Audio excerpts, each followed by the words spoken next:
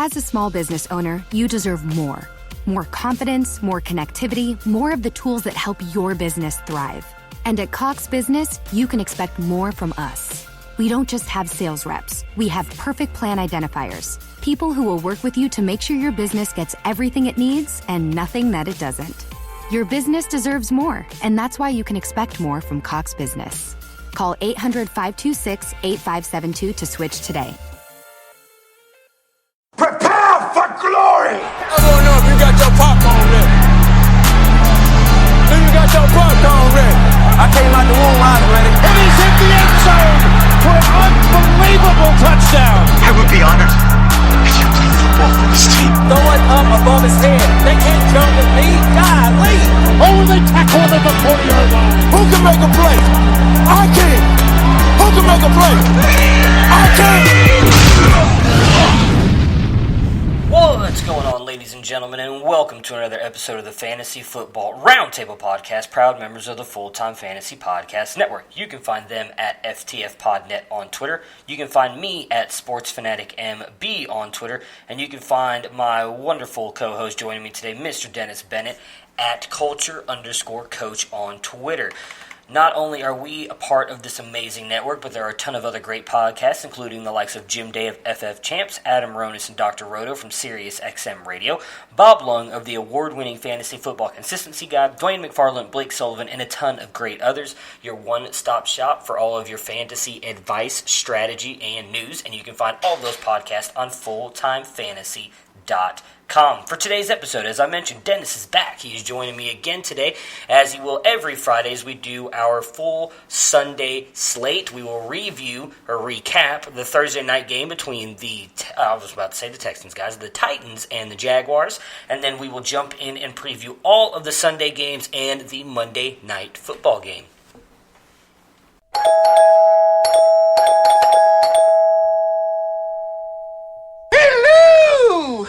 And we are welcoming back Mr. Dennis Bennett. Dennis, what's going on, man? It feels weird not talking to you a couple times a week like we have been most of, obviously almost the entire off season, and then we know you'll be jumping back on with us here soon once your son's basketball games and everything are over. But it is weird for me a little bit to only be talking to you once a week. But how has your week been so far, and how's your fantasy season been going so far?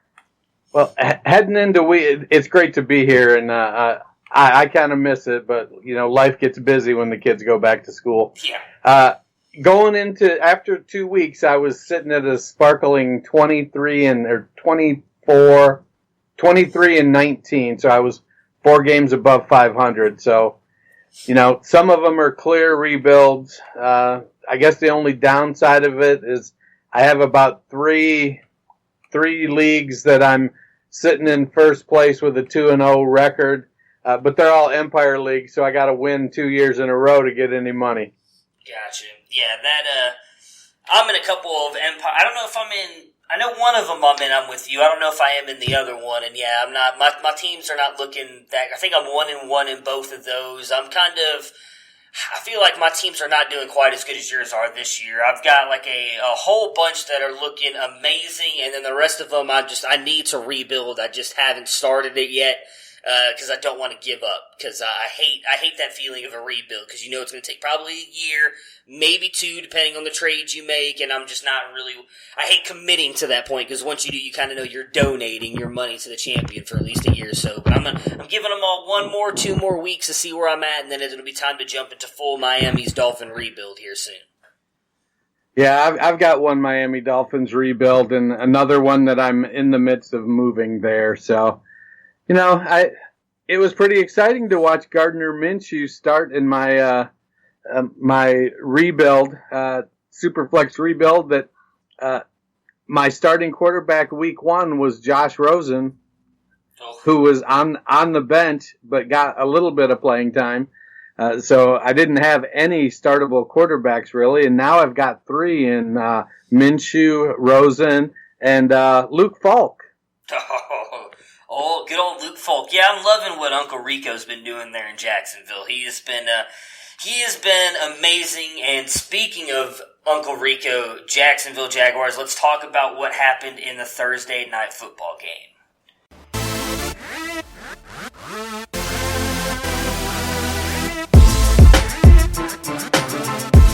1st and 10 at the Lions 29, and Prescott goes screen right. Elliott down the right side to the 25, to the 20, to the 10. Elliott to the pylon. Zeke Elliott, touchdown. 38 on the screen.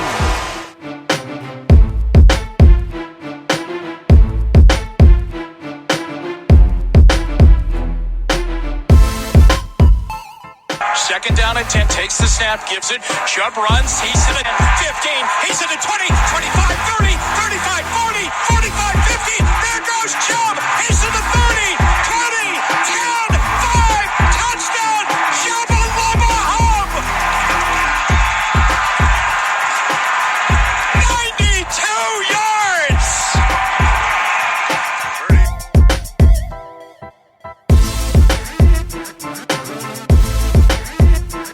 Left. Marshawn Lattimore, 12 yards from Adam. Case on a deep drop, steps up in the pocket. He'll fire to the right side. Caught by Diggs. Stay up. Oh my God! Oh my God! 30, no 10, touchdown! Are you kidding me? It's a Minneapolis miracle!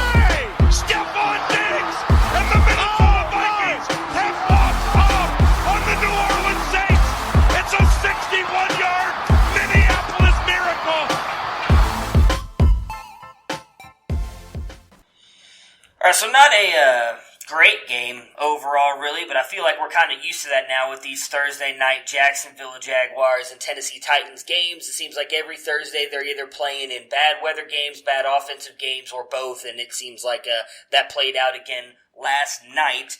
The Jacksonville Jaguars did win 22-7 over the Tennessee Titans. Start on the Tennessee Titans side here. So Marcus Mariota actually throws for 300 yards, gets you 23 of 40, 304 for 21.31 points in fantasy. Derrick Henry scores another touchdown again. We talked about it. Ever since that last matchup Thursday night last year, he's gone for at least 80 yards and or a touchdown. So he does it again this week. 44 yards, 17 carries. And one touchdown to get you 11.6 points in fantasy, so another double-digit week for him, probably finishing right in that RB2 category for the week, which is what we thought. Adam Humphries actually shows up in the box score this week, 15.3 points in fantasy, 93 yards on 6 catches, good to see him involved. And then really the only other fantasy-relevant player here for them, Delaney Walker, 64 yards on 7 catches. 13 points in fantasy. Corey Davis does come alive in the fourth quarter, so I will touch on him. A lot of people have him, especially in their dynasty leagues. I don't know how many people really have him in their redraft leagues. Get you 7 points in fantasy, 44 yards on 3 catches. What were your thoughts on the Titans overall? I mean, again, we know probably the only Titan player you had in your lineup was Derrick Henry, or we said start Delaney Walker as well. Both those guys come through for you. Do you think it's time to move on to Ryan Tannehill here in this offense, see if it helps any of these other players out? You know, it's a tough situation. When you look at Mariota, no, he hasn't shown a lot of elite traits, and he was certainly inaccurate last night. But he also is on his, 5th offensive coordinator, 3rd head coach, 3rd scheme or 4th scheme. So there's definitely, there's some culpability on his part to figure it out. But there's also some reasoning to say, he hasn't had an easy go of it. Yeah. I think in another year or two, we might be looking at Josh Rosen the same way, going, he's on his 3rd team or 3rd offensive coordinator, new system again, still a sucky offensive line. It's the Titans, they were missing their left tackle, and that Jacksonville defense and Calais Campbell in general. Or more specifically, they just knocked the snot out of Mariota. Yeah, I feel like, so if any of you listened, or whoever listened to the episode yesterday with me, Matthew Fox, and Tony Dyer, we talked about the defenses, and we all felt more comfortable playing Tennessee's over Jacksonville's. Definitely should have gone with Jacksonville's, especially with the amount of sacks. They got 9 sacks on Marcus Mariota. You mentioned Taylor Lewan still out, cannot come back until week 5 for them due to the PED suspension. I hope they don't necessarily give up on Marcus Mariota just yet. He actually, to me, looks a lot better this year, fully healthy. I hope they give him the full season. I don't know if we'll actually see that, though, because I believe not only can he become a free agent, but so will Ryan Tannehill at the end of this season as well. So they might want to see what they have in him or might just decide to go in a completely different direction at the end of the year. Will be an interesting season to watch play out, but I actually thought Marcus Mariota did not look that bad in this game. Oh, his counter. I think you do start if you've got him, you're starting Delaney Walker. I think he's settled in as that safety blanket guy. Yeah. So Walker's starting to show that consistency that you came to expect from him, and I think you can look for that going forward. I think I'm going to sound like a broken record to a lot of people that are throwing their arms up about Corey Davis. But I'm hoping they kind of stay what they're doing for about 4 or 5 more weeks, and I want to swoop in and grab him, let him sit on my bench, and then hopefully, the dude has talent. You can't tell me he's not talented. I think the system changes are taking probably as big of, or maybe even more of an effect on him in his 3 years there in Tennessee, or is it 2? He's been there for 3 years now, I believe. Yeah, I'm with you. I've never had an issue with Corey Davis's talent. He was at the top of my board as well. Was phenomenal in college. I agree with you. I think it's just the quarterback, and part of that, though, I think goes to the fact that what you touched on earlier. 5 different offensive coordinators. He's never really had a full, year or even multiple years with the same offensive coordinator. He's been hurt a lot as well. This has really kind of seemed like the first year he's been fully healthy. I would not be surprised if Corey Davis starts coming on at the end of the year with Mariota and or / Tannehill, whichever is still or running, the show at that point in time at the end of the year. I guess it would depend on what you can get him for. If you can get him fairly cheap, I would probably still go try and buy him as well. You might be able to buy him now in Dynasty Leagues because people may just finally be fed up with him not getting to do anything. But yeah, it's definitely not his talent. He is an extremely talented player. It's whatever is going on with that offense or / quarterback that is causing him his fantasy and NFL issues, really, not him. On the Jacksonville side of things, we saw Gardner Minshew ball out again. Get you 26.96 points in this one. 204 yards on 20 of 30 for 2 touchdowns. Also adds 18 yards on 4 rushes.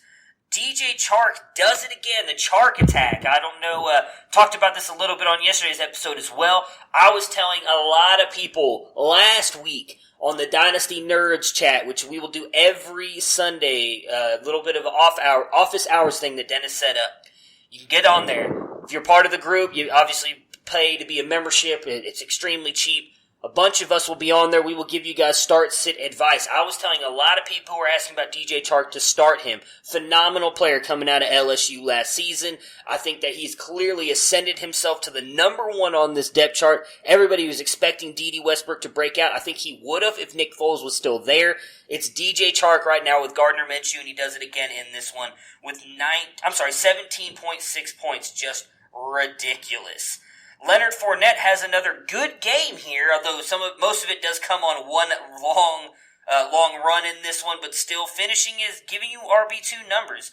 66 yards on 15 carries, adds 26 yards on 6 catches to give you 15.2 points in this one. And then really nobody else that relevant. I highly doubt anybody's playing the Irish legend, James O'Shaughnessy. And then you also have, let's see here, who is it? D.D. Westbrook gets you 10 points as well in this one with 46 yards on 5 catches. Man, I was pulling for that Fournette touchdown on that long run so much. I have him in a couple spots, and I really, really could have used that touchdown. And then for him to not get in on 3 consecutive plays right after that. Yeah. He's never going to be an elite back. I think he's going to cap out as a mid to low end RB2 with the occasional low RB1 day. He looked good catching the ball, and so I suppose there is potential for him to, rack up some points as a receiver. So if he's out there doing that and he can stay healthy, that might be good. Yeah, I was all over Dede. I like Dede to have a breakout year this year. But it looks like him and Chark have settled into a couple very established roles. Dede's in the slot. He's doing the short to intermediate stuff. Chark is further down the field, making the big plays. And so I think you'll see a lot of games from them where Westbrook might get more receptions but fewer yards, and Chark is going to, have more yards and fewer receptions. And then it comes down to which one of them is going to get in the end zone. Minshew's looking good. I think having him as in Superflex is certainly, if you had Foles, it's certainly a good move. If you were in Dynasty, Mike Leach was onto something, I guess. Yeah, I mean, dude, I can't. It's interesting. I really don't think it'll happen. But before we move on to previewing the Sunday slate here, do you think that the term in sports is Wally pipped, or do you think he just got Nick Fold? I mean, was in Philadelphia, obviously. Carson Wentz gets injured, comes in, leads them to a Super Bowl, looks amazing the whole time, but he's not going to get the job back from Carson Wentz. Is there any thought in your head that he might not take the job back from Gardner Minshew? Nope. Okay. I think Minshew, he's scrappy, he's smart. I think from an overall talent standpoint, Foles is a more talented quarterback, and I think that Foles will get the job when he's healthy. They're going to give it back to him. Now, if for some reason Minshew takes him on, an 8 or 9 game winning streak, then I might see maybe they go, let's wait. But I feel like they're pretty loyal to Foles, and I think that they're going to give Foles that shot. They're going to let him have the job back, and because they've seen him do it with other teams, and so he's established that he can do that. Yeah. It was a fluke injury. It wasn't like he was playing bad, so it was a fluke injury. He'll get his job back. Minshew is he did what you hope your backup quarterback can do. Now let's wait for another week or so and see how defenses start reacting to him looking like he belongs in the NFL. Yeah, I'm right there with you. I really don't think he gets replaced, but it will definitely be interesting if they do go on a win streak and he's playing good. If maybe it's like, why don't we make sure your shoulder's fully healthy, Nick, and give him a couple more weeks and don't just rush him back out there. But Minshew has been playing awesome and definitely interesting to see how that might work going forward. They did pay Nick Foles for a couple seasons, so does he stay the starter the whole time? Does Minshew eventually take back over for him? It'll be interesting to watch, but Jacksonville looks like they're not going to have any kind of QB issues, or at least their QB sucking for quite a while. Let's jump in now and go through all of the Sunday games for this weekend and give you guys all of our fantasy opinions and advice. We eating all day, bro. I'm hitting you every time. Every time you come as well, I'm gonna hit you. I'm not gonna be able to do that. You don't want no problems, bro. You are not boy. I'm a man. It's about to get ugly. I want to score. Yeah. You only talk so much. It's time to do now. Not just a good old-fashioned rear end whipping. To the house, baby. I'm in a league of my own. They ain't ready for me. Are you tired? Are you tired? Let's go. Good game.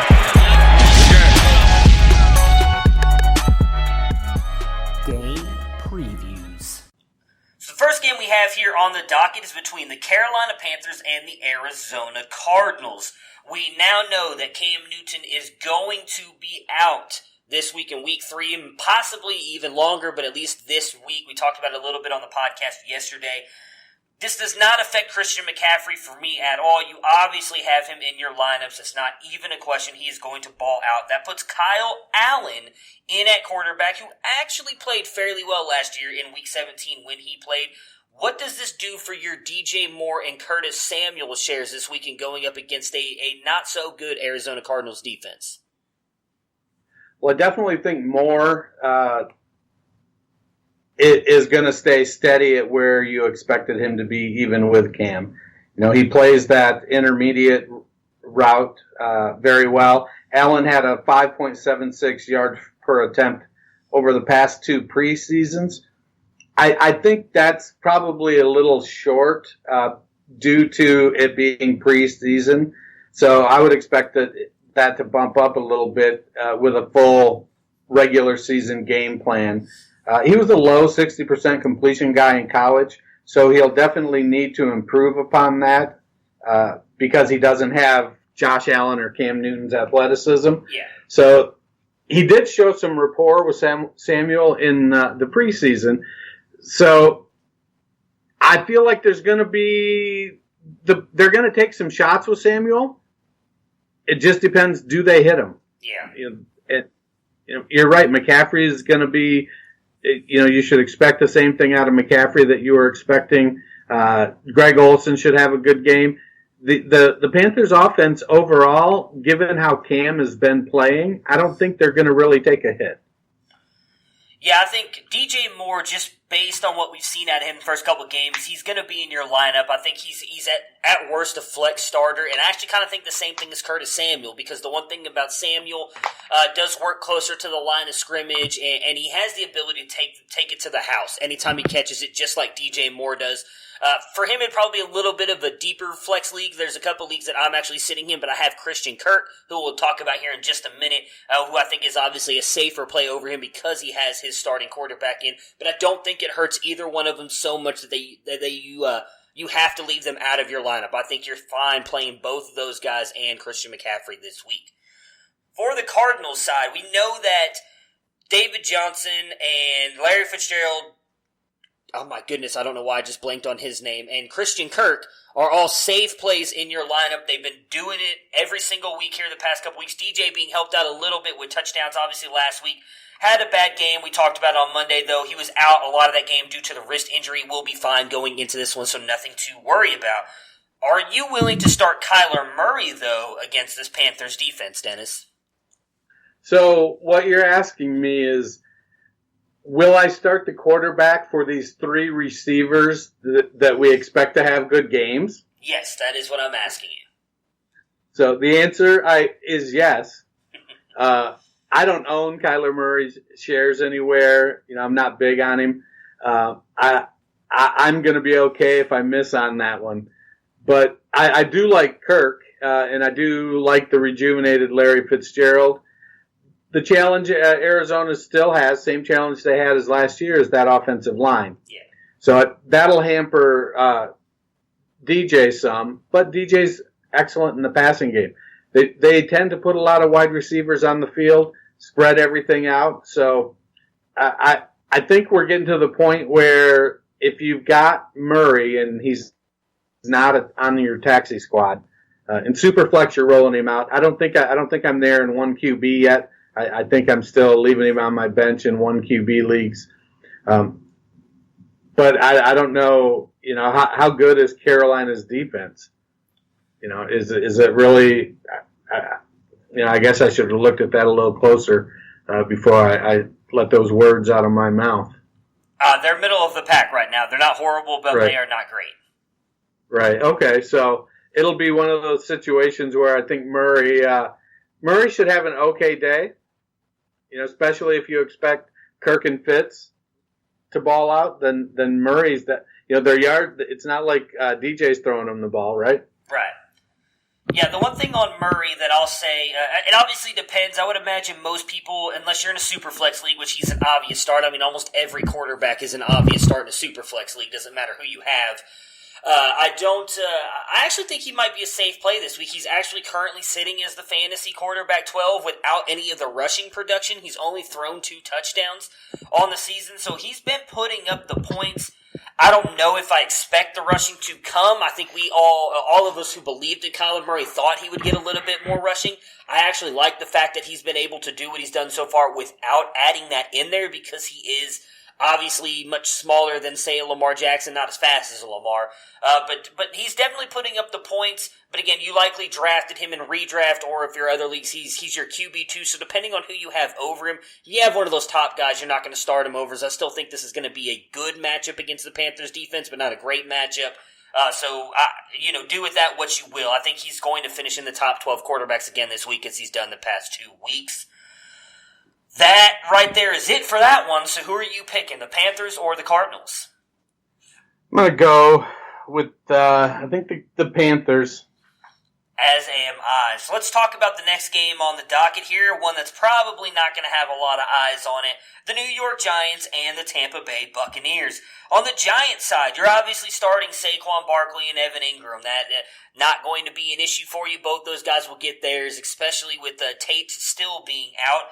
But Sterling Shepard is back. He passed all of the concussion protocol stuff, got cleared by the independent I don't know what they're actually called. Independent concussion neurologist. There we go. I was just going to say concussion checker guys, so that definitely sounds better with neurologist. Same thing. Yeah, exactly. Same thing. So where do you feel safe, or do you feel safe playing Sterling Shepard this week against a Tampa Bay Buccaneers defense that has actually been fairly good against the pass this year? Well, Cody Latimer and Benny Fowler made some plays with Sterling Shepard out. So, that being said, Shepard is certainly better than both of those guys. So, he's going to be the wide receiver 2 behind Ingram. Mm-hmm. And it'll be a situation where I think Jones, in his first start, they're going to play it safe. It's going to be a lot of Barkley, Ingram, and Shepard. Barkley, Ingram, and Shepard. Mostly Barkley. But I think it's time for Daniel Jones. I don't think I'm starting him if I have him. Well, I'm starting him in the Scott Fish Bowl because my second quarterback was Cam Newton. So luckily I have Daniel Jones on my bench there. Anyways, but I think Jones will be okay. He's shown that he's got poise. He's a professional. I think he'll do okay. I don't think he's going to put up 300 yards and 3 touchdowns. Yeah, old Danny Dimes is getting the start tonight, as Dennis just mentioned, for Eli Manning. I'm not expecting him to have a huge day. Again, if you had Eli Manning in Superflex leagues, hopefully you backed him up with Daniel Jones. I feel like you can slide him right in. We'll do somewhat close to what Eli's been doing the entire season. Eli has not been bad, despite what many may think. So I think Daniel Jones should be able to go right in there. And I'm with you on Sterling Shepard. I think he's easily a flex play this week, probably in the low-end wide receiver 2, maybe high-end wide receiver 3. This week, we'll see what happens moving forward with Daniel Jones. We don't know how this offense is going to run, but I would definitely feel comfortable starting him without really any kind of reservation. On the Bucs side their wide receivers are in, even though Mike Evans has struggled a little bit this year. Where you drafted him, you still got to keep throwing him out there. He eventually will bounce back, even as much for as a person like me who does not think he's that good. He's going to eventually ball out and be that top 12 wide receiver that he's shown he can be. And Chris Godwin has obviously been balling out this year as well. Is there anybody else in this offense that you would trust playing outside of those two against the Giants?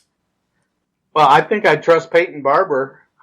Yeah, he's the number one guy there, and he's going to get the touches. Now, what are those touches going to be worth? Currently, it's 3.7 yards per carry, but he had 87 yards last week, I believe. Yeah. He's good at catching the ball, and the Giants are giving up the 8th most fantasy points through 2 games to running backs. So it seems like it could be a good match for a fairly poor defense versus a maybe a little above mediocre running back. So I'd be okay if I have to flex Barber. Then you could do a lot worse with some of the injuries going on out there. Very true. So someone we'll get to or talk about later. Obviously, a guy like Devin Singletary who is out. If you have Peyton Barber, I don't disagree with you. He might be a good flex start this week. I don't know if I'd put him as high as like an RB2, but definitely as you put a well-worthy flex starter, especially with the Giants giving up, as you put, oh my goodness, I can't talk. As you said, the 8th most points to running back. So definitely a worthy matchup this week, and probably one of the best weeks to get him in there. Who are you taking in this one? The Giants, Danny Dimes getting his first win, or the Buccaneers continuing a winning streak? I think the Bucs are going to continue their winning streak. I'm going to take Danny Dimes. I got a good feeling about him. I think Saquon Barkley is going to run wild on Tampa Bay, and they're going to pull off the win and drive all kinds of chaos in New York as they think they're going to the Super Bowl with their new quarterback. Next up, Bengals and the Bills. Cincinnati Bengals. If you need Dalton, I think that he could be a good starter here. Has been much better than I think a lot of us anticipated. Zach Taylor and this offense have really been playing a lot better than we all thought. I think, obviously, Tyler Boyd is in, and maybe Mixon and John Ross. What are your takes on those two in this week against a very good Bills defense, the best pass defense in the NFL right now? Well, I think Dalton's been playing pretty well, and I don't have any hesitation starting him as a back-end QB1. I think the Bills' defense is looking good. That team is starting to come together nicely. But Dalton is the guy there. It's not Dolagala or who they got. They signed some veteran backup, too, that I don't seem to remember. They're still having a lot of struggles with health on their offensive line. Cordy Glenn is out still with his concussion. Rookie Michael Jordan is questionable. So their offensive, they need to solve that offensive line so that Mixon can give them a more balanced game. Mixon's a great pass catcher, but he's also a great runner, but he's just getting overwhelmed in the backfield. I actually like John Ross. I think he's showing that he has a prominent role in this offense, and I'm comfortable starting John Ross as my wide receiver 3. Yeah, that's what I was going to say. I do think that Ross he's shown it 2 weeks in a row now, and in all honesty, he showed flashes of this last year. Outside of the injury, who knows if maybe he would have done this last year. He's looked really good in this offense. They've been getting him the ball. It's not like he's gotten 1 or 2 targets a game and just happens to be breaking off these huge touchdown runs. They're actually targeting him with the ball. I think it's going to be a bigger question on whether to start him or not when A.J. Green comes back. I would feel comfortable throwing him out there as my wide receiver 2 or flex because all it takes is that one catch and he could take it to the house a la Deshaun Jackson. So I feel fine playing him. I am worried about Mixon, as you were just talking about with the offensive line. I do think he could be in for a rough game here again against a very good Bills defense, but chances are you don't have 2 better running backs to play over him, so you're going to have to throw him out there and hope maybe he gets you a touchdown to kind of salvage your day, but don't expect a big game out of Mixon in this one. On the Bills side, Josh Allen is a top QB every single week. I think it's out of the discussion now. He has to be played if you own him, unless you own Patrick Mahomes or Lamar Jackson. I don't see any of the other quarterbacks being better than him every single week. Not just what he's been doing a little bit better throwing-wise, but obviously his rushing upside is tremendous. I also think that is going to help him out even more with Devin Singletary being out. Something me and Matt touched on the Monday podcast was that when they get down into the red zone, they are not afraid to run it in with Josh Allen. I think that will continue possibly even more with Singletary being out, which might hurt Frank Gore's value a little bit. We know Devin Singletary is going to be out, so where do you have Frank Gore going in your lineups this week? I think Frank Gore has shown he was getting the majority of the touches already in the backfield. Singletary was definitely the most productive of the two, but Gore is getting the touches. He's the guy that's going to be there. He's not going to miss the block. He's not going to fumble the ball. He isn't going to drop the screen pass. He's going to get you 3.9 yards. So Frank Gore is going to go out there and he's going to carry the ball 16 to 18 times and do Frank Gore things. He's going to get you 70 yards, 75 yards. Probably a touchdown, catch a couple screen passes that'll catch the Bengals off guard. It'll be more of a running back that runs the ball and a running back that catches the ball split with him and Yeldon this week than I think they normally do with Singletary there. The roles will be a little more defined this week, but I like Gore. I think he's going to have a good game. Yeah, I think if you had Singletary and you picked him up, you can definitely throw him in there because he will get a bulk of the carries. We haven't seen much out of TJ Yeldon there, so I'm really not worried about Yeldon doing too much to eat into his value. The only thing I'm worried about is what I just mentioned in Josh Allen. When they get down into the red zone, will they give it to Frank Gore and let him run it in, or will they try and do something to let Allen get it in? Obviously, him vulturing touchdowns from Gore will hurt his fantasy upside some, but all in all, a worthy play until Singletary comes back.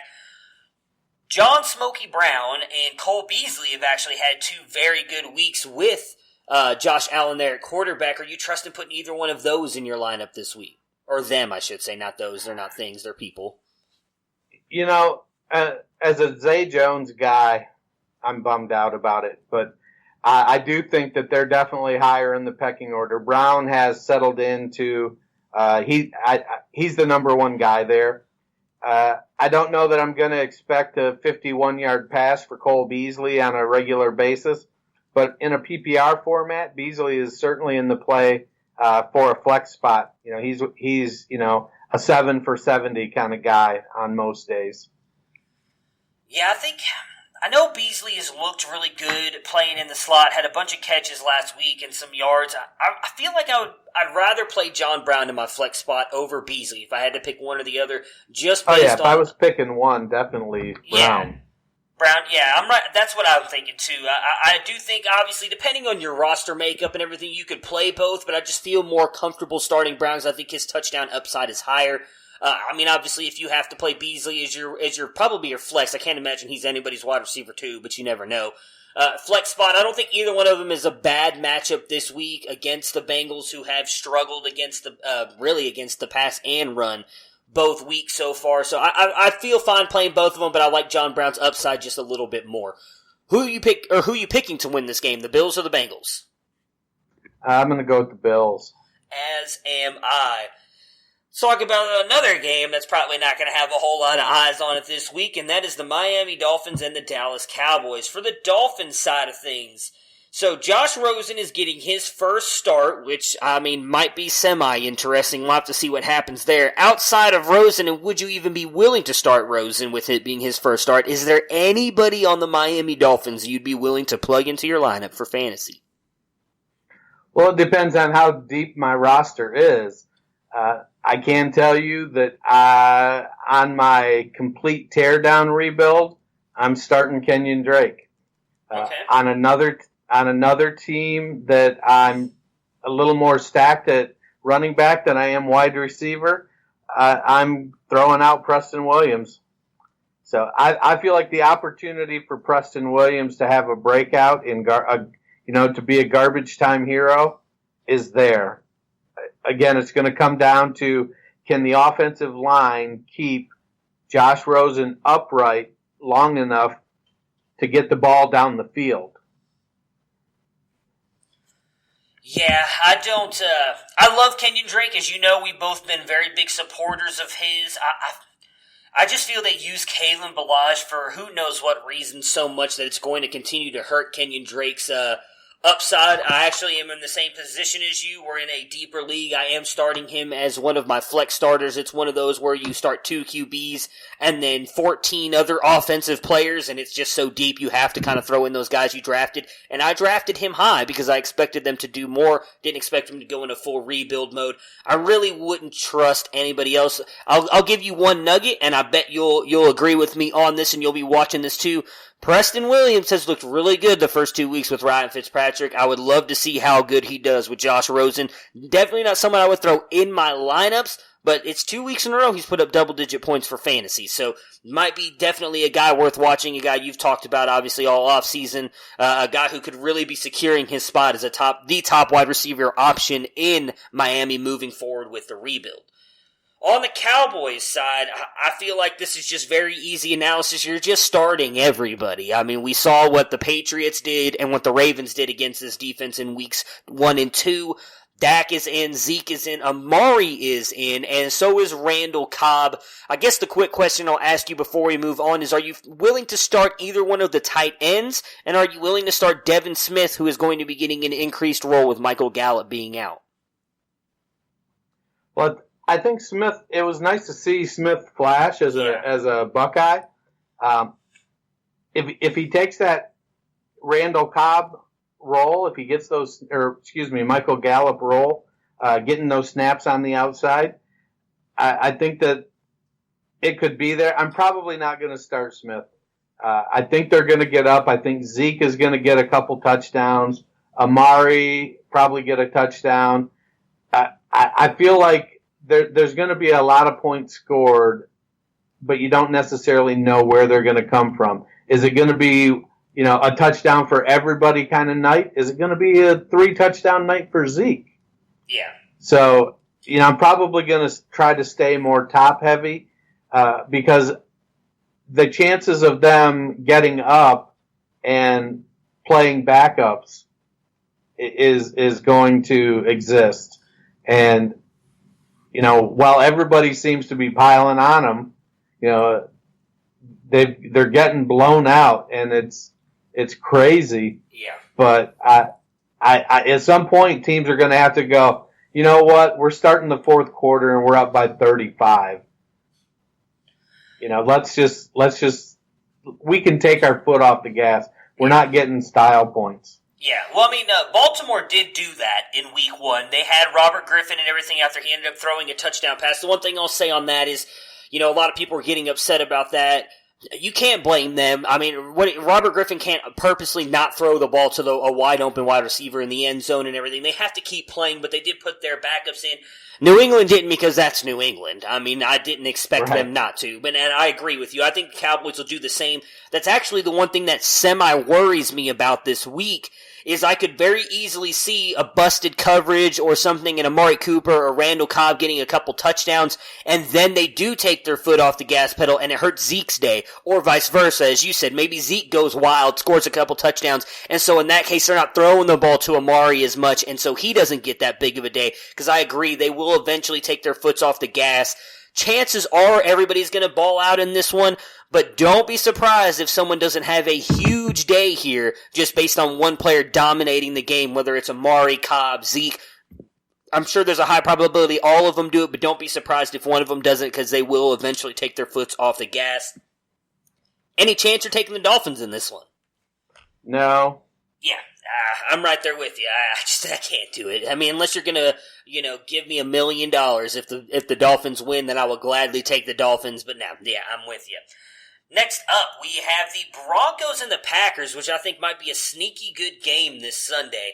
On the Broncos side of things, for me, the only set and forget player on this team is Emmanuel Sanders. How he has come back and looked as good as he has with an injury, the Achilles injury that he had back in last November, is outstanding to me. Lindsay and Freeman continue to be almost a full 50-50 split. Do you think whether you own both or you only own one or the other, do you think you can play both of them against a very good Packers defense? Well, the Packers looks like they're giving up about the 12th most fantasy points to running backs. Or actually, let me read. 10th most fantasy points to running backs, which I think puts Freeman and Lindsay both in flex consideration. Okay. It's a situation that if you own one of them, that you're probably going to be frustrated until that offense starts producing at a high level.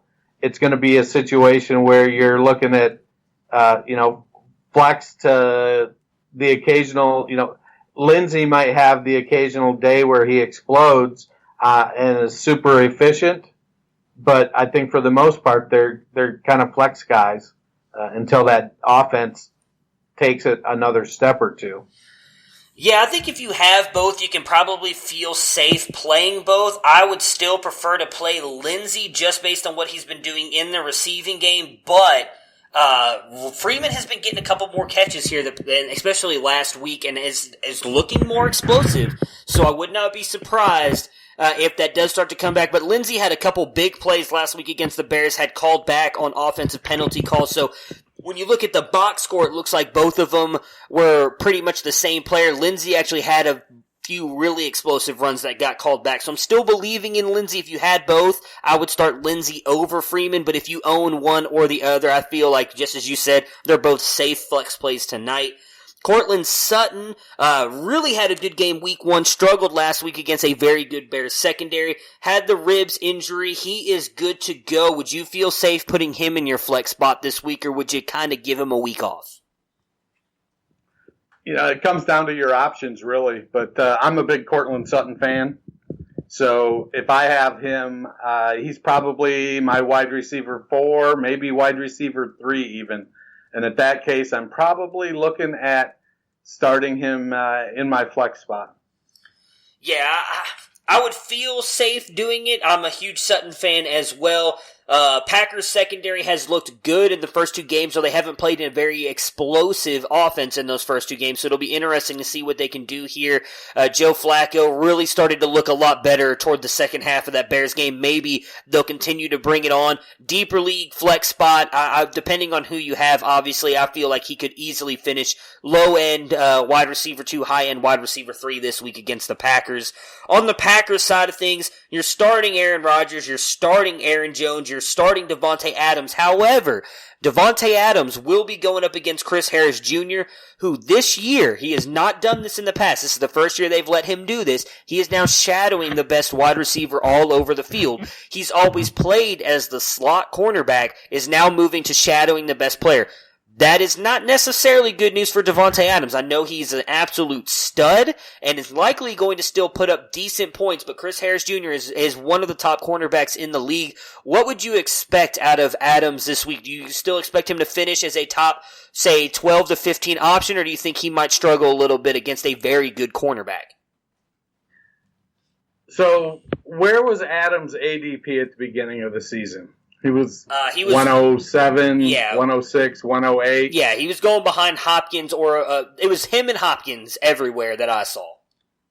So you're starting Adams. You're putting him out there. You're rolling him out as your wide receiver 1, and you're going to roll him out there every single week. Is he going to have a tough matchup occasionally?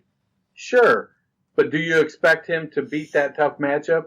Yes. That's why he's a mid to late first rounder. So, yeah, Harris is a good cornerback. Adams has to make plays, and I see no, I can't find a single justification to bench or move down somebody that you drafted it with the 106, 107 pick. You drafted them there because they're pretty much matchup proof, and you're going to roll them out there regardless. Oh yeah, put him out there with confidence. Believe. You got to believe. Yeah, I would never advocate benching Adams. My whole point with the Chris Harris argument is just don't expect him. If you only get, you say, 10 points this week, a couple catches, maybe 40, 50 yards and a touchdown, so right around 11 or 12 points, don't be too disappointed, because he is going to have a tough matchup this week.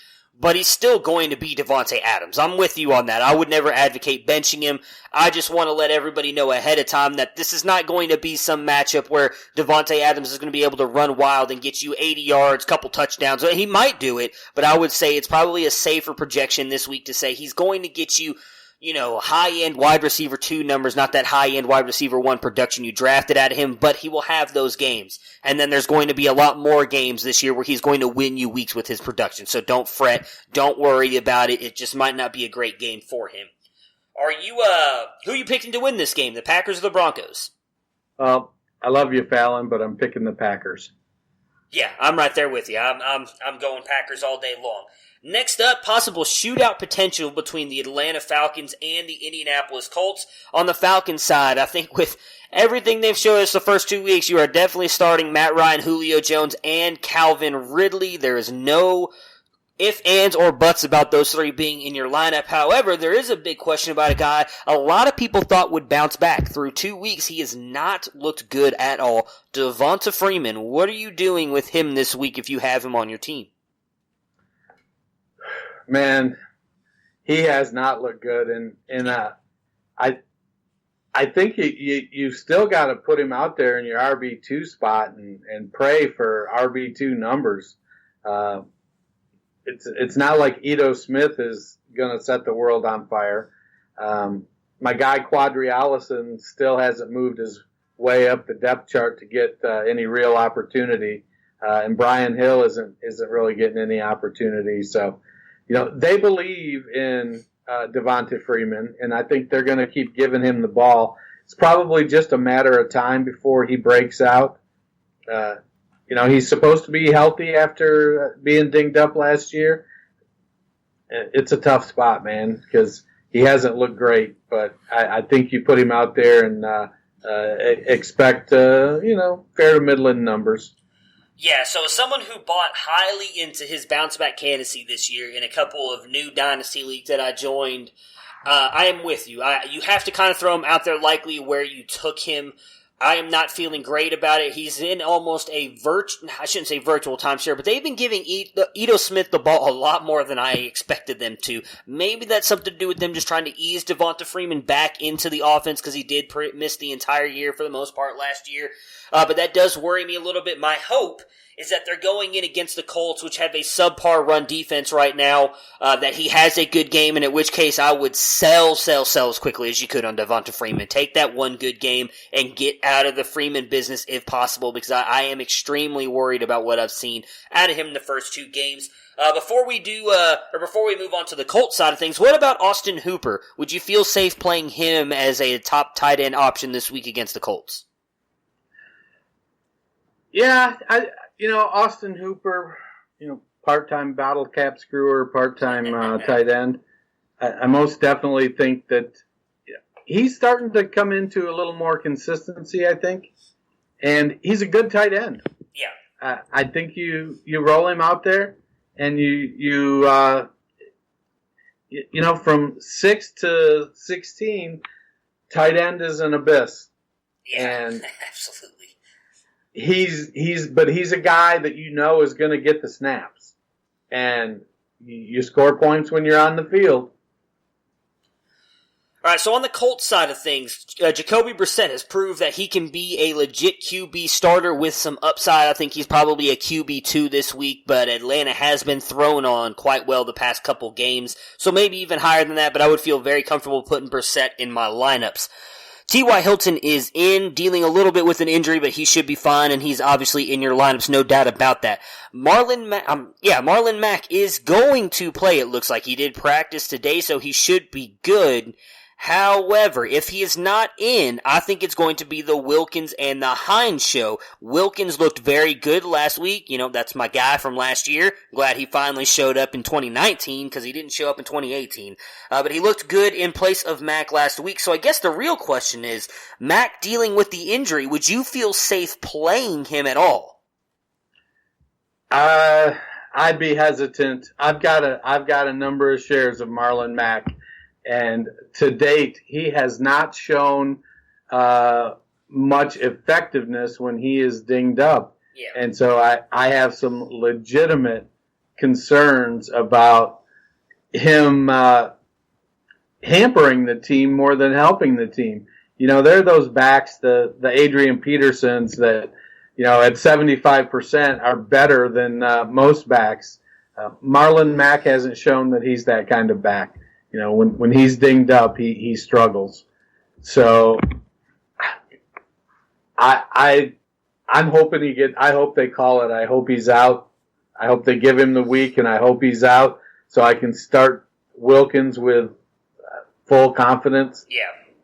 But man, it's gonna be touch and go. Then again, he could go in there and put up some numbers.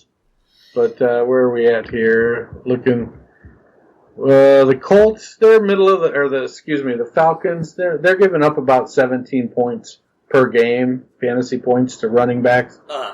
So, you just kind of gotta hope that he's healthy enough. I do think it's interesting we're talking about an offensive shootout with Jacoby Brissett at quarterback, though. Hey, I said it in the offseason. I did not think he was going to be as bad as everybody thought. The Jacoby Brissett looked good at times a couple years ago behind a horrible offensive line, I think is actually fair to say, and not at all the Indianapolis Colts team that he now has around him. I think Frank Reich has proven that he is a good offensive play caller. Jacoby Brissett is not a bad quarterback, and I think that's why they locked him up to the 2-year deal. Now, will they draft a quarterback in next year's draft? I don't know, maybe. But I don't think Jacoby Brissett is going to be at all a bad player the entire season. I think the Colts have a good team, and I think they're going to continue to be right there in that wild card discussion. I don't think that they win their division, but I do think that they still have a shot to make the wild card, or at least be in contention for it most of the season. And I'm with you on Marlon Mack. I hope that they roll him out, because I think Jordan Wilkins and Nyheim Hines will both be valuable plays this week if Mack is out. Hines in the receiving game and Wilkins as the runner. If you have either one of those, if they end up rolling Mack out, I think you feel fine playing either one of them as a flex starter, possibly even RB2. Eric Ebron has bounced back a little bit last week, but has not quite looked like the player we thought, or I don't know if we should say thought, but the player he was last year. Do you feel safe starting him in your lineup this week as your top tight end? Well, I think if I have Eric Ebron as my top tight end, I don't have a whole hell of a lot of other choices. That's probably true. And then Deion Kane and Paris Campbell. We saw Paris Campbell get his first NFL touchdown last week. It was good to see as a Buckeyes fan. Would you even consider starting either one of them and say, not in just a regular league, obviously deeper leagues you're probably playing at least one of them, but would you play one of them in hopes that they possibly do something in a shootout format? And do you think either one of them can step up? We didn't see much of it last week with Funchess being out. Well, they have to develop their rapport with Brissett and figure out consistently what is that offense going to look like now. You know, Funchess is gone, Luck is gone. This is the team now. What are the roles going to be? We know what T.Y. Hilton is. We know what Jack Doyle is. To a certain extent, we know what Marlon Mack is. But the rest of the receiving game, they need to get established. You know, Kane on the outside, Campbell in the slot, or vice versa, or Kane and Campbell on the outside and Hilton in the slot. Whatever it is, they need to say, this is who we are, this is what we're going to do, and if we're going to throw the ball 30 times a game, this is how we're going to dispense the targets. And you either make something out of those targets, or Zach Pascal is going to be in there. All right, who are you picking to win this one, the Falcons or the Colts? I'm going to roll with the Colts. As am I like it. All right, next up we've got another game that could be a shootout in the Baltimore Ravens and the Kansas City Chiefs. For the Ravens side of things, obviously I feel like Lamar Jackson has shown you that he is worthy of starting. He's likely going to be a top 5 QB right now. So he's definitely in your lineup, as are Mark Ingrams and Mark Andrews. The real question is going to be, are you finally trusting Hollywood Brown, and are you putting him in your lineup as a wide receiver 2 or flex? You know, I think Brown is establishing himself as the deep threat on that team. I'm still nervous about the consistency. He's probably not in my top 36 yet. So if we have just, 2 wide receivers and 1 flex, he's probably not making my lineup yet. I still am nervous about the volume of that running game and the comfort level that Jackson has with Andrews at the intermediate level. I mean, Andrews might be the tight end 1 this year. Yeah, I think there's a realistic shot on that, and it makes me and you look really good because we both had him in our top 5 this year when we talked about tight ends earlier in the offseason. So I am excited. Only thing I hate is in my main dynasty league, I sold him, and I'm really kind of pissed off that I did that.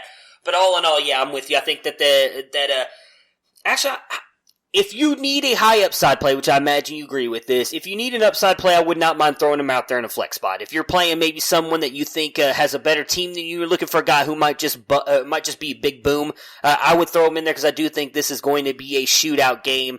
But I'm with you. I don't necessarily trust him yet in putting him in there. I know he's had 2 good weeks, but they haven't played anybody good either. Not that the Kansas City Chiefs are rock stars on defense, but man, I'm worried about it. But if you need a guy who can score you a touchdown as soon as they catch the ball, give me Marquise Brown. I would throw him in my flex and feel somewhat safe about that.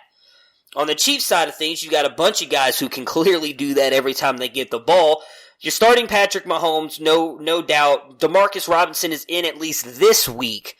We've seen him ball out. Obviously had a great game last week. Obviously we don't expect him to do the same thing. What about Sammy Watkins and Mecole Hardman in this one? Well, I think it was Watkins week 1, Robinson week 2, so it's Hardman's week this week. You heard it here first, guys. That's right. I'm with you. that only makes sense, Mahomes is, he's taking turns with them, going to keep them all happy. Every third game, one of you is going to go crazy.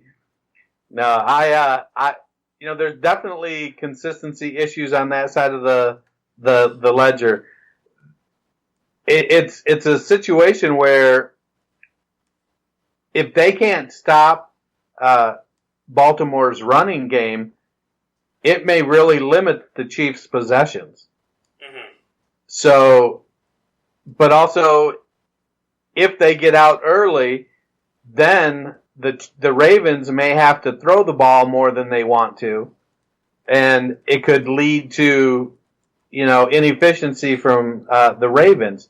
This game is going to be really, really interesting to watch, especially with the top 2 running backs with Damian Williams out and LaShawn McCoy questionable. Yeah. It may, Mahomes may throw the ball 70 times. Yeah, I would doubt that. How comfortable would you feel throwing Darwin Thompson in this week with Shady being questionable? Darwin Thompson still got a little bit of a run in the first 2 games. Would you feel comfortable throwing him out there with, they say Shady's going to play. Would you feel comfortable throwing Darwin in as a dart throw flex player? Probably not. I think that, Darwin is he's the 4th on the depth chart. And they like Darrell Williams. Every team needs a slow fat kid, and I guess that's Darrell Williams. And so they like what he, brings to the table. He's a professional, I guess. He's where he's supposed to be when he's supposed to be there. And honestly, he hasn't looked bad in his opportunities. Yeah. So if McCoy is, he's going to be the number 2 behind McCoy. And if McCoy goes out, then I think Thompson gets a boost in snaps. But I think he ends up being, pretty close. The best I think he could hope for is going to be a 50-50 split with Williams. Now, I do think Thompson has the capability to outproduce Williams on fewer snaps because he's just that much more dynamic.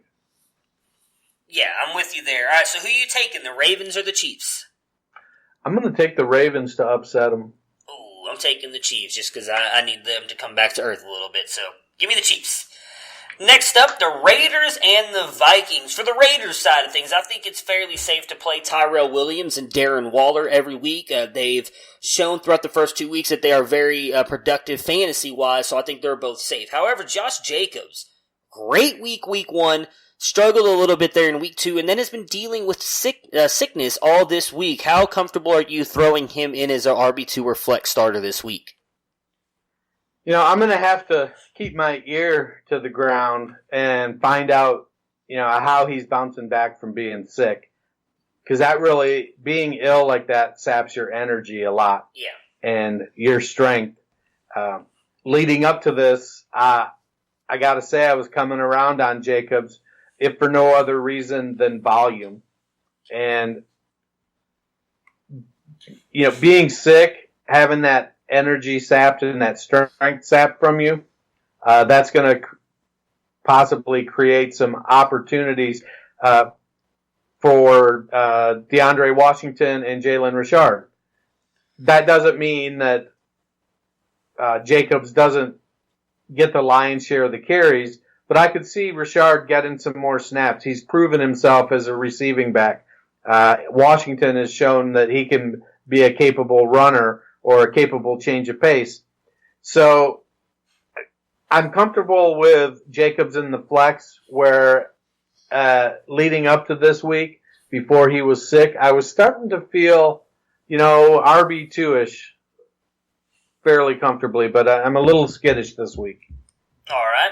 On the Vikings side of things, I think you can start them all this week. I know Kirk Cousins obviously struggled last week, and so did Stephon Diggs, really bailed your day out with that touchdown catch. However, Surprising to many, I would assume, the Oakland Raiders are the worst pass defense in the league. They have given up the most yards and points to wide receivers so far this season. I know it's crazy to think with as bad as Miami has been. Miami is actually third on the list. Philadelphia is second, and we'll get to Philadelphia in a little bit. So I think it's fairly safe to play Kirk Cousins, Adam Thielen, and Stephon Diggs. I actually talked about on yesterday's episode that I think Stephon Diggs breaks out in this one, goes over 100 yards, and scores a touchdown. Still dealing with the hammy a little bit, but I think he's finally going to be good and ready to go. Dalvin Cook been an absolute baller, and Adam Thielen, even though it hasn't really shown it in the box scores, has still been a productive producer. Do you have any concerns about those four guys going into this game? My concern is with Diggs.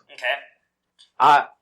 When he's 100% healthy, he's the best receiver on that team. When he's 99% healthy, he's not.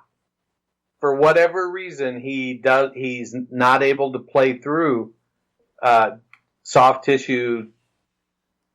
Injury is too strong a word, but man, his production just suffers when he's dinged up, and it scares me. I think Dalvin Cook has shown that they're going to ride Dalvin Cook.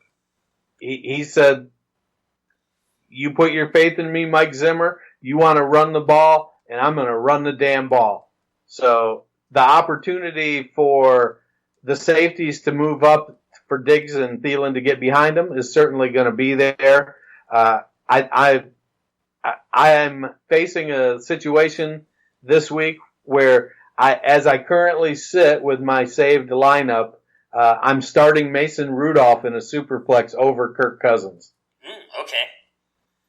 Because I'm just damn nervous about Cousins' production this year.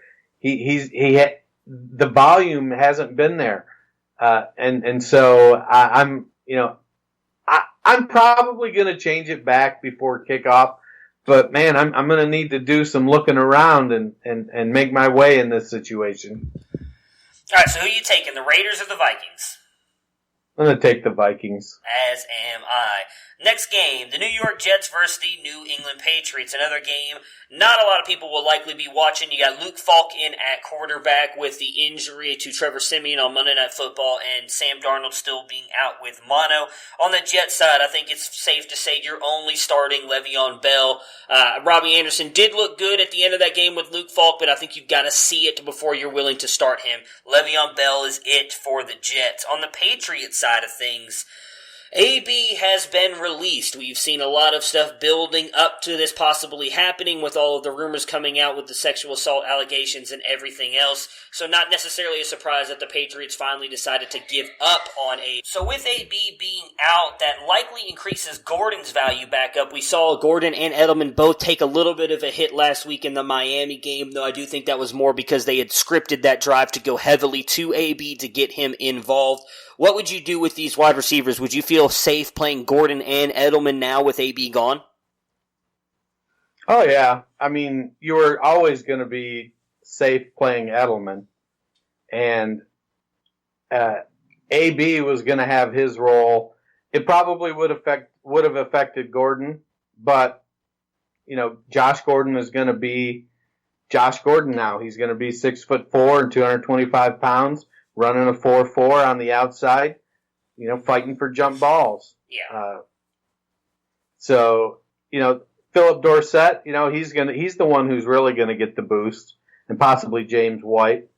So it's you know, AB's gone. I was just looking here. ESPN Boston is reporting that Antonio Brown is not likely to get any of his $9 million signing bonus from the Patriots either, because they're going to exercise a representation warranty clause to void the signing bonus, which basically is saying, hey, you knew you had this going on and you didn't tell us about it, and that wasn't right, so we're not giving you the money.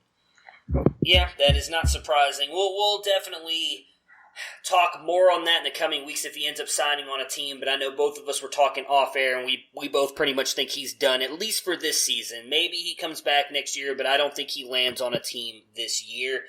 On the RB side of things, James White, I feel, is a fairly safe play with what he's done in the receiving game and everything. How comfortable are you starting Sony Michel? I'm very comfortable starting Sony Michel. I think, I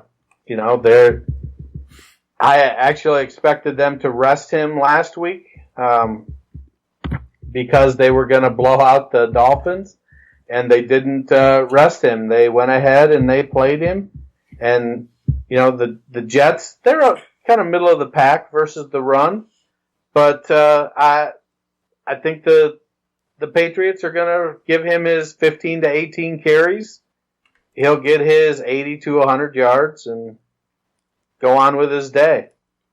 All right, who you picking, the Patriots or the Jets? I don't even really know why I asked that, but I'm going to go Patriots. I'm going Patriots. As am I. Lions-Eagles, that should be a very interesting game in this one. On the Lions side, I think Stafford and Kenny G are in for a good game this week. As I talked about, Eagles, the second most passing yards and points to wide receivers given up so far this season. I think both of them are easy plays. What about Kerryon Johnson? Struggled week 1, bounced back in week 2. Easily throwing in your lineup and locking it in? I think with Kerryon, he's definitely top 24. Okay. You drafted him probably, late second, third round? Yeah, probably third round for most. So you're going to be, he's at worst your second running back. Maybe your third if you went running back, and you were at the beginning of the draft. But Kerryon is, he's a good running back, and I think he's going to be just fine. I think Kenny Golladay is the one who is starting to take the step to, top 10 wide receiver status. He is showing that he's the alpha. He's going to start taking over games. I'm excited to see his growth continue throughout this year. Yeah, as am I. And with the Eagles' defense being so bad against the pass, would you be willing to start Hawkinson or Marvin Jones this week? Definitely start Marvin. Okay. Hawkinson, he's a rookie tight end. I think you're looking at a season of, are you getting week 1 or are you getting week 2? Until I can see him consistently over a 3 or 4 week period put up good numbers, I'm going to struggle to believe that there'll be, that he's going to be that kind of guy. The development is slow, and as well as he has shown at times, he's still a rookie tight end, and you've got to get through these growing pains. For the Eagles side, obviously you're starting Carson Wentz. Has looked extremely good this year, but he's kind of he's playing with the Walking Dead right now. It seems like he does not have a lot left around him. Alshon Jeffrey out, Deshaun Jackson out, both possibly until week 5 of this season. So Nelson Aguilar steps up, had a great game last week, should have had another touchdown had he not dropped the pass in him right on the hands, wide open, down the sideline. That was terrible. Yeah. That was just terrible. And that's what we've seen out of him, though, too. We saw Mac Hollins get a lot of run as well, and then everybody talking up the rookie JJ Arcega-Whiteside, who everybody loved coming out, or not everybody, but a lot of us who paid attention loved coming out of Stanford. I think Aguilar is easily going into your wide receiver 2 or even flex spot, depending on how loaded you are at wide receiver, but he's in your lineup this week because he is the play. I actually think he's the only one. Would you be willing to throw Hollins or JJ in this week?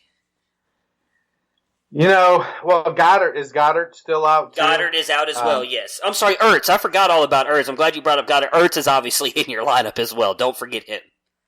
So, when I look at it here, Detroit is giving up 6th most fantasy points to running backs. Uh-huh. So I think we're looking at a Miles Sanders breakout. I like it. So if Sanders is moving the ball on the ground, obviously that limits that cuts back on the pass plays. Yeah. But I don't think that Aguilar has shown the propensity to be a wide receiver 1. So somebody is going to get 8 targets. Is it going to be Hollins? Is it going to be Whiteside? And honestly, it's a crapshoot. If I'm going to start one of them, I'm probably going to start Hollins because I feel like Hollins is going to be on. He's going to get more snaps than Whiteside.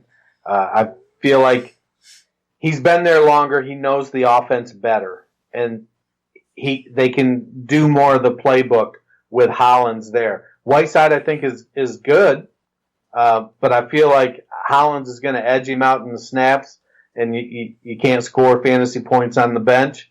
So I would guess that Hollins gets more targets than Whiteside. Whiteside, he's great in the end zone in college, so maybe he gets a touchdown to even it out between the two of them. If I can stay away from that, I might. Yeah, I would. If it were me, I'd try and avoid both of them altogether. The only one I would feel safe playing is Aguilar. If you need a high upside play, I would actually play Whiteside because of what you just said. He is a red zone monster. He showed that in college, showed it in the preseason this year, and with Dallas Goedert being out, he is going to be probably their second best option size-wise next to Zach Ertz. So if you need a guy with upside possible scoring potential, definitely throw J-Jaw in. Otherwise, it would be Wentz, Ertz, and Aguilar for me, and that's it outside of Sanders, as you talked about, who could have a huge breakout game, and I'm looking forward to it because that kid has looked good in the limited time that they've let him be on the field. Who are you picking, the Lions or the Eagles?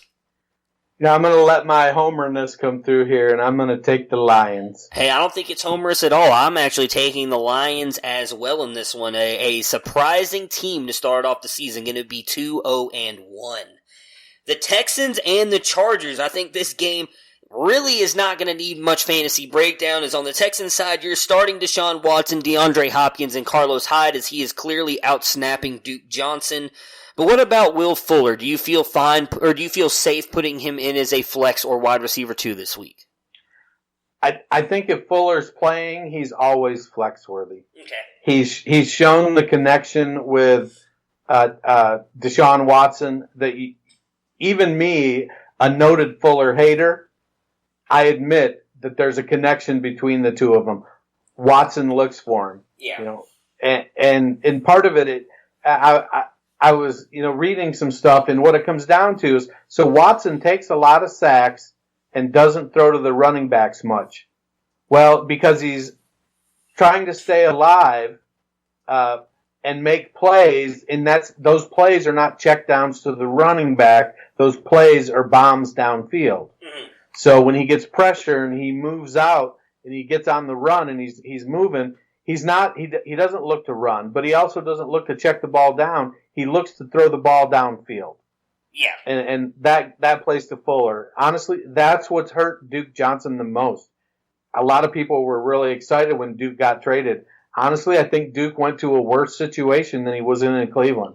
Oh, yeah. I agree with you 100% on that. We've talked about it multiple times now. Deshaun Watson, over the entire season last year, checked the ball down 60 times to the running back. That's just not good. You need more than that. So I'm with you at 100% on that, and I would feel safe playing Fuller in my flex spot.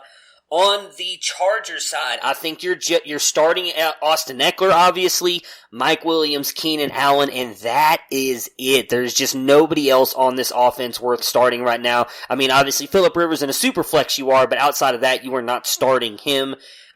Who are you picking for this game, the Chargers or the Texans?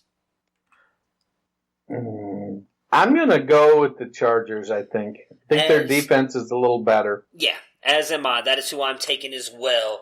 The 49ers and the Steelers should be a very interesting game. The 49ers 2-0, the Steelers 0-2, and now starting Mason Rudolph on the Steelers side. With Mason Rudolph in there, I still think that Juju Smith-Schuster is going to be good. They named Deontay Johnson the starter, so if you had to choose between Johnson or Washington, who are you starting this week out of those two? I'm still starting Washington. Yeah, as am I. I do think if you're a Deontay Johnson owner, this is good news to see that he has been named a full-time starter. Could mean some good things for him moving forward, but I'm with you. I think it's Juju in Washington, and that's it. James Conner is in. There's no doubt about that. What are your thoughts really quick on Mason Rudolph coming in this week? You think he lights it up. Do you think he shows out well, or do you think he struggles in this one against the 49ers? Well, The Niners have some injuries along their defensive front. Bosa's questionable with an ankle. Eric Armstead is and DeForest Buckner are rock solid, decent linebackers. But Mason Rudolph, he's Gardner Minshew with a bigger arm. Mm-hmm. So if I think that Minshew looked good last night, I expect Rudolph to look a little bit better, and he's not afraid to throw the ball deep to Washington, or Juju for that matter. So right. It's his second year in the offense. So I think Rudolph is going to be fine. Like I mentioned earlier, I currently have him set up as my second QB in a Superflex league over Kirk Cousins because I'm just nervous about the way Cousins has been shitting the bed with that low volume in Minnesota. Yeah, I'm with you, actually. I have Rudolph going in a couple leagues as well. I think he's going to have and I shouldn't say an outstanding week, but I would not be surprised if he finishes right in between that QB 12 to 15 range this week. A lot of weapons around him. And one interesting note I do want to note before we move on to the 49ers, Juju Smith-Schuster is going to be coming back out of the slot again, which is where he did a lot of his damage last year. So I do like that, moving Deontay Johnson, James Washington to the outside and putting Juju back in the slot. On the 49ers side, your guy, Deebo Samuel, balled out last week with that performance. Didn't look horrible in week 1 either, but really kind of showed himself in week 2. Do you think with that performance he is a worthy flex starter every single week? Yeah, I definitely think he has stepped into the wide receiver 1 role in San Francisco. Goodwin's going to get you some splash plays. Dante Pettis apparently was dating Kyle Shanahan's underage daughter and got caught. Something. Dude is, I've seen some players get in the doghouse. Man, this is crazy. Yeah. Dude is in the doghouse. So, it's the Deebo Samuel show, and he's making the most of it. I think he's grabbing that wide receiver one job by the throat, and he's not letting it go. Yeah, I'm with you. I've got him in a couple leagues, and he is in my flex spot pretty much permanently moving forward. For you this week, would you rather have Raheem Mostert or Matt Breida? I think they're both going to be flex worthy. I think, Breida's probably the better of the two. Yeah. So I'm going to go. If I can only start one of them in my flex spot, it's going to be Breida over Mostert. Yeah, I'm going to go the other way. Mostert, I think, I liked what I saw more out of him in the receiving game last week. Both actually, Breida did play 4 more snaps than him, or got 4 more touches than him overall. So Breida obviously still the guy there. But I like Mostert. I like the explosiveness we saw out of him last week again. He was really good last year before he broke his arm. I think he's going to continue to have a really good games here until Tevin Coleman comes back. Who are you picking to win this one, the Steelers or the 49ers? I'm going to go with the Steelers. I'm going with the 49ers, actually. All right, so next up, we got 3 games left. The Saints and the Seahawks. The Saints side of things, I think it's just Thomas and Kamara. I love Jared Cook. I was hoping for a bounce back here from him. I know you weren't as big on him. I don't think you can start him anymore until you see something from him. Those two, Thomas and Kamara, are the only worthy starters for me on that offense. On the Seahawks side, though, you got Wilson and Chris Carson are obviously the guys there, but what about Tyler Lockett and DK Metcalf? Both have been getting targeted quite a lot. Metcalf got out-targeted Lockett last week and actually put up a touchdown, has had 2 really good games in so far this season. Are you willing to start either, neither, or both on your fantasy team? Well, I think that Lockett, his opportunities are going to come. He's still the one there. Metcalf plays just a completely different role. I like what Metcalf is doing, and I like how they're using him. They're not trying to make him be something that he's not. So, that being said, I'm comfortable starting Lockett as my wide receiver 2 and Metcalf in my flex. Mm-hmm. I'm comfortable, kind of looking back at the Saints. I think that you can flex Latavius Murray too. Okay. The Seahawks are in the bottom third in points no, wait a minute. They're in the top third. Never mind. I'm going to rescind that one. I had my chart upside down. No, you're good. Sorted it backwards. But I like Lockett as a 2 and Metcalf in the flex. And Metcalf is one of those guys, he can give you those Ted Ginn games, those, 3 for 129 and 2 touchdowns. Yeah, for a guy who can only run one route, he sure as hell run that route really well those first 2 weeks. So I will, it's like Chick-fil-A. They only do chicken, and they're great at it. Exactly. Hey, as a guy who's been a big DK guy the whole time, I love it. I love he's proven his doubters wrong. So who you picking, the Saints or the Seahawks? I'm going to go with Teddy Ballgame. All right. I'm going to take the Saints as well, but I think it's a lot closer than people think, and I think they're barely going to pull it off, but I'm taking the Saints as well. All right. The Sunday night football game, and probably an ass beating for the Cleveland Browns, unfortunately. The Cleveland Browns versus the Los Angeles Rams in Cleveland, another primetime game for them. Obviously, if you have Baker, Chubb, and OBJ, you are playing them. I'm not 100% sure. I think they have a good game here. I think this could really be another a bad game for them, although the Rams have struggled on the road. But Landry, now with David Njoku out, do you think that this gives Landry some more targets, and do you think this pushes him back up into that wide receiver 2 flex spot? Oh, certainly. They got to throw the ball somewhere. Higgins has been dinged up, so it's Damian Ratley season. So honestly, it's Landry and it's OBJ and it's Chubb. And looking at the let's see, the Rams have given up the 4th most fantasy points to running backs. Uh-huh.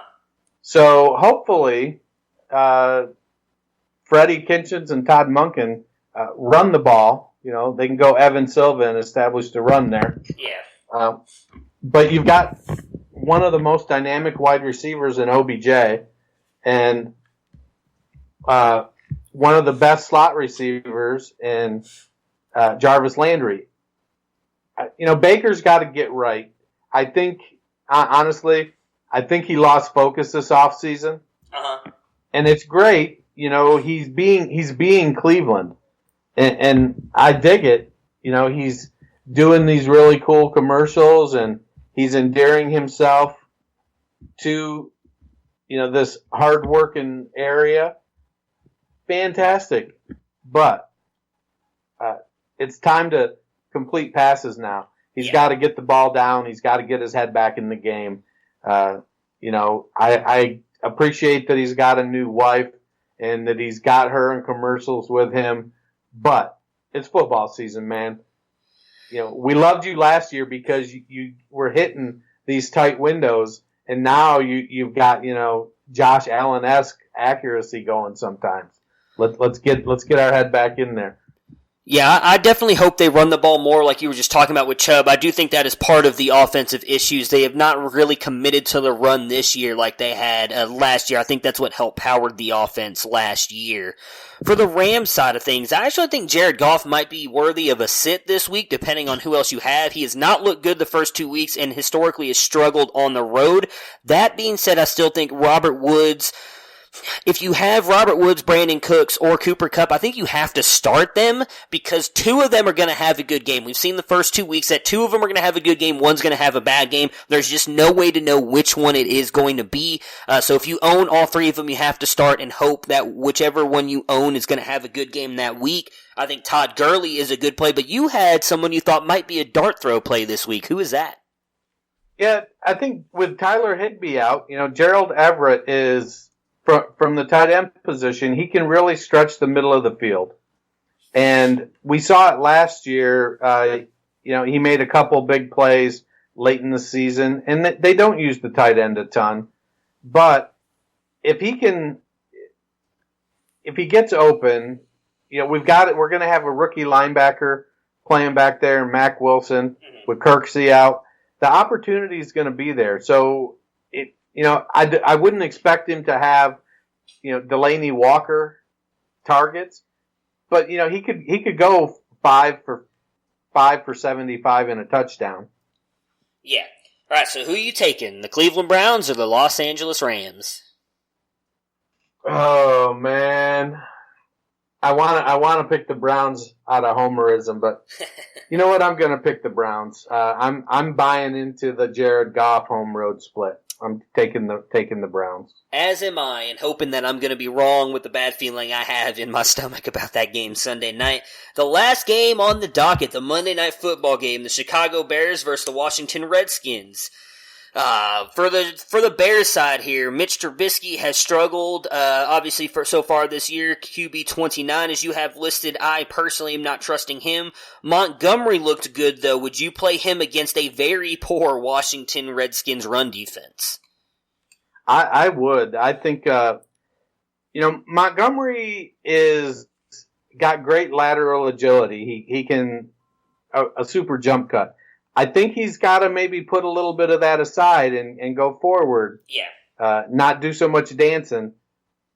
There's a time and a place for everything. I definitely think that, there's sometimes you got to go sideways to go forward, but sometimes you just got to go forward to go forward. So hopefully he can mesh those two things together, and have his breakout game. They want him to be the guy. So it's certainly it's going to be against this defense. This is his opportunity. Outside of Montgomery, though, for me, Allen Robinson is the only worthy starter on the Bears team. Do you agree with that? I do. I drafted some Anthony Miller, but I don't know if it's Mitch Trubisky or I don't know if it's Anthony Miller, but he's not measuring up this year. Yeah.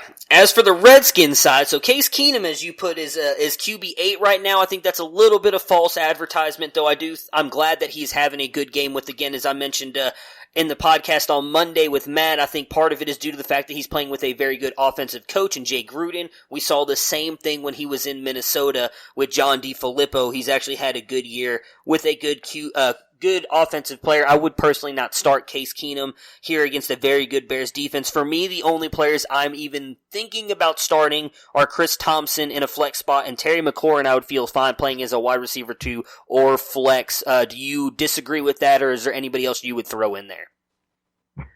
No, I agree. I think that if you're looking at a super flex, then maybe you consider Keenum because he has played well. And while I agree with he's in a great system with a great coach argument you're making there, yeah. Come Monday night, he's going to be in that system with that same great coach. Yeah. So, but the Bears defense is no joke. Oh, so yeah, no, it's going to be a rough night for the Redskins. And, I think they've got 2 or 3 more games like this, and then it's going to be, Dwayne Haskins season. Yeah, more than likely. So from that sound, I'm assuming you're going Chicago Bears, but who you picking, Bears or Redskins? I'm going to go with the Bears. As am I. Well, Dennis, thank you so much for jumping on with me Friday and doing this. Looking forward in a couple weeks to you joining me throughout the season, more during the week as we had planned, and I hope you have yourself a good weekend and a good Sunday football. I hope the fantasy gods bless you with many wins this weekend. Oh, they certainly will. Get on dynastynerds.com. We've got a bunch of articles coming out every week. Guys are doing weekly start-sit articles for each position. We got some IDP content coming out every week. Nice medical article coming out every Tuesday. And then if you're not doing anything Sunday morning, hop over onto Facebook to the Dynasty Nerds forum, the Dynasty Nerds group. It is a closed group, so you got to ask for an invitation. But we're 6,000 members strong. And like Matt mentioned earlier in the podcast, Sunday morning, our writers are going to be in there for 2 hours taking your start-sit questions. So head on over to the Dynasty Nerds Facebook page. Yeah, if you guys are going to do that, I would suggest trying to get on it today or tomorrow, as it usually takes a little bit of time to get the invitation accepted in there, just due to, I'm sure, extreme amounts of volume of people trying to get in there, but definitely do it because we will gladly help you with any start-sit questions you have for your fantasy lineups this weekend. Again, Dennis, thank you. Have yourself a good weekend. I will talk to you soon, buddy. Right on. Go Bucks. Prepare for glory! I don't know if you got your popcorn ready. Do you got your popcorn ready?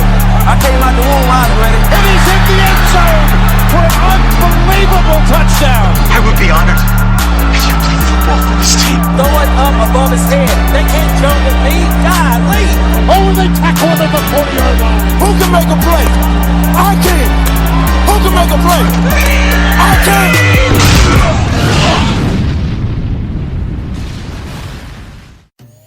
small business owner, you deserve more. More confidence, more connectivity, more of the tools that help your business thrive. And at Cox Business, you can expect more from us. We don't just have sales reps. We have perfect plan identifiers, people who will work with you to make sure your business gets everything it needs and nothing that it doesn't. Your business deserves more, and that's why you can expect more from Cox Business. Call 800-526-8572 to switch today. As a small business owner, you deserve more. More confidence, more connectivity, more of the tools that help your business thrive. And at Cox Business, you can expect more from us. We don't just have sales reps. We have perfect plan identifiers, people who will work with you to make sure your business gets everything it needs and nothing that it doesn't. Your business deserves more, and that's why you can expect more from Cox Business. Call 800-526-8572 to switch today.